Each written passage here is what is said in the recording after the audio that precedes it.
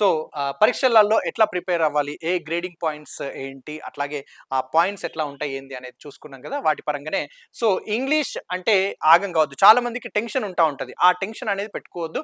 So 80 మార్కులు ఉంటాయి. సమయం వచ్చేసి 3 గంటలు కేటాయిస్తారు. సో పార్ట్ ఏలో వచ్చేసి 60 మార్కులు ఉంటాయి. సో వీటికి సంబంధించి చూస్తే ఏ రీడింగ్ కాంప్రహెన్షన్, స్టడీ స్కిల్స్ 32 మార్కులు ఉంటుంది. ఇక వొకాబులరీ అట్లాగే గ్రామర్కి సంబంధించి 8 మార్కులు కేటాయిస్తారు. ఇక క్రియేటివ్ రైటింగ్ సంబంధించి 20 మార్కులు అనేటివి ఉంటాయి. ఇక పార్ట్ బి విషయానికి వస్తే 20 ప్రశ్నలు అనేటివి ఉంటాయి. ఒక్కొక్క దానికి ఒక్కొక్క మార్కు, మొత్తంగా 20 మార్కులు. అంటే ప్యాసేజ్ లేదా పోయంకి వచ్చేసి 5 మార్కులు ఉంటుంది. వొకాబులరీ గ్రామర్కి వచ్చేసి 15 మార్కులు ఉంటాయి. మొత్తంగా వచ్చేసి 20 మార్కులు అనేది కేటాయిస్తారు. ఇక సమయాన్ని సద్వినియోగం చేసుకుంటూ ఆత్మవిశ్వాసం, సెల్ఫ్ కాన్ఫిడెన్స్తో చదివితే గ్రామీణ విద్యార్థులు సైతం 10కి 10 గ్రేడ్ పాయింట్లు సాధించడానికి అవకాశం ఉంటుంది. ఆంగ్లంలో ప్రతి అంశంపై ప్రాథమిక అవగాహన ఉంటే అత్యధిక స్కోర్ చేయడానికి అవకాశం ఉంటుంది.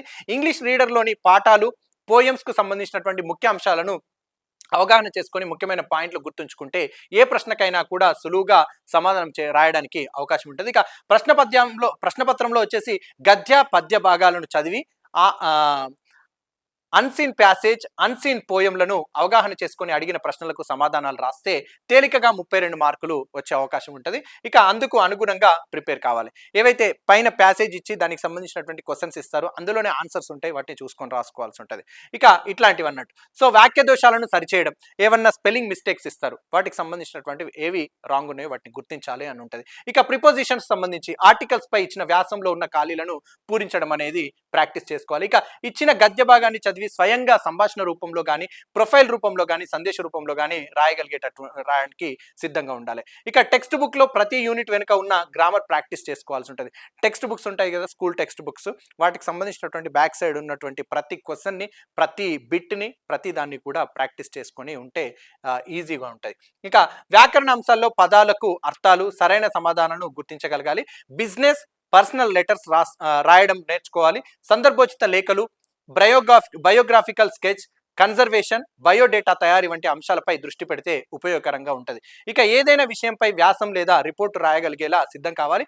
అందుకు పాఠశాలల్లో జరిగే కార్యక్రమాలు, అట్లాగే దానికి సంబంధించినటువంటి ఒకవేళ ఈ చిల్డ్రన్స్ డే కానీ, టీచర్స్ డే కానీ, 15 ఆగస్ట్ కానీ, జనవరి 26 కానీ, లేకపోతే కాన్స్టిట్యూషన్ డే కానీ, ఇట్లాంటిది ఏదైనా కావచ్చు, వాటికి సంబంధించి కార్యక్రమాలపై అవగాహనతో రాయగలిగేలా సిద్ధమై ఉండాలి.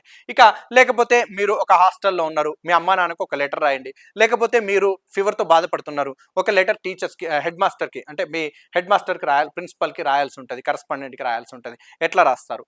సో ఇట్లాంటివన్నీ ఎట్లా అనేది ప్రాక్టీస్ చేసుకొని ఉంటే బాగుంటుంది. ఇక గ్రామర్ ప్రశ్నలను 1-2 సార్లు చదివితే సమాధానాలు రాయడం అనేది సులువుగా ఉంటుంది. సో ఈ విధంగా మీకు ప్యాసేజెస్ అనేటివి ఇవ్వడం జరుగుతుంది. దానికి సంబంధించినటువంటి పాయింట్స్ ఉంటాయి. సో ఈ విధంగా దానికి సంబంధించినటువంటివి ఇక్కడ ఉంటాయి. ఇక నిర్మాణాత్మక అంతర్గత మూల్యాంకనం సంబంధించి పాఠశాలలో 4 నిర్మాణాత్మక మూల్యాంకన పరీక్షలు నిర్వహిస్తారు. నిర్మాణాత్మక మూల్యాంకనం నుంచి తీసుకునే 20 మార్కుల్లో కనీసం 7 మార్కులు సాధించాల్సి ఉంటుంది.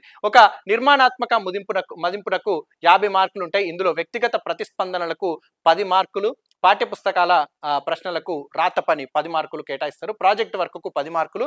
ఇక స్లిప్ టెస్ట్కి వచ్చేసి 20 మార్కులు ఉంటాయి.